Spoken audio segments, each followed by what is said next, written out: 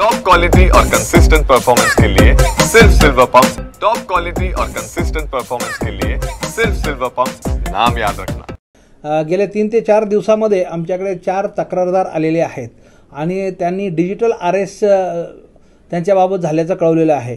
तर एक ॲडव्होकेट आहेत, तर त्यांना 36.66 लाख रुपये तुमच्या नावचं बँक अकाउंट ओपन केलेलं आहे। त्या बँक अकाउंटमध्ये इलिगल ड्रग्ज आणि वेपन विक्री करून आलेली रक्कम त्या खात्यामध्ये आहे। तुम्हाला तुमची ऑनलाईन चौकशी करण्याच्या नावाखाली आणि बाकीच्यांकडून सर्वांपासून त्यांना आयसोलेट करून त्यांच्याकडून 36.66 लाख रुपये त्यांना ट्रान्सफर करून घेतलेले आहेत।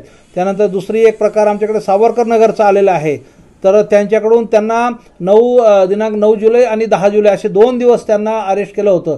म्हणजे कॅमेऱ्यासमोर त्यांना त्यांचा व्हिडिओ कॉल चालू ठेवून त्यांना 2 दिवसापर्यंत त्यांनी स्वतःच्याच घरामध्ये बंद करून स्वतःच्याच घरामध्ये कॅमेऱ्यासमोर राहण्यास सांगितलेलं होतं आणि त्यांना 50 लाख रुपये भरण्यास सांगितलेलं आहे। त्याचप्रमाणे टागोरनगरची एक घटना आहे, त्यांना देखील दिनांक 1 आणि 2 ऑगस्ट या दिवशी सेम प्रकार आहे। कुणीतरी बाहेरून पोलीस बोलतायत, पोलिसांचा सेटअप दाखवला जातो, बनावट सेटअप दाखवला जातो आणि त्यांच्याकडून 33 लाख रुपये त्यांना खात्यात भरायला सांगितलेले आहे। आणि तिसरी घटना आहे राणेनगरची आहे, त्यांना 12 जुलै ते 21 जुलै कायम त्यांच्या कॅमेऱ्यासमोर राहून आणि व्हिडिओ कॉल करून त्यांना संपर्कात राहण्यास सांगितलेलं आहे आणि त्यांना 9.38 लाख रुपये भरायला सांगितलेले आहेत।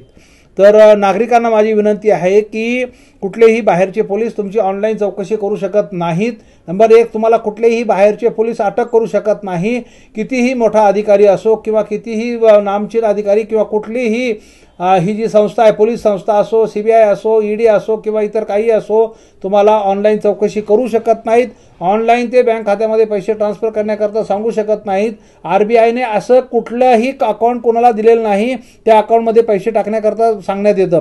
तर सर्व नागरिकांना माझी विनंती आहे, कोणी तुम्हाला फोन करून धमकी देत असेल तर त्याला तुम्ही घाबरू नका, त्यांना आमच्याकडे तक्रार करा, त्यांचा नंबर आपण ब्लॉक करू, असं काही प्रकार होत नाही। याबाबत आम्ही NCRP पोर्टल आहे, त्या पोर्टलवर तक्रारी दाखल केलेल्या आहेत। त्यांचा गुन्हा दाखल करण्याची प्रोसेस चालू आहे। थोड्या दिवसात गुन्हा दाखल होईल। आम्ही अकाउंट होल्डर आणि त्यांना फोन करणारी इसम आहे त्यांचा शोध घेणार आहोत।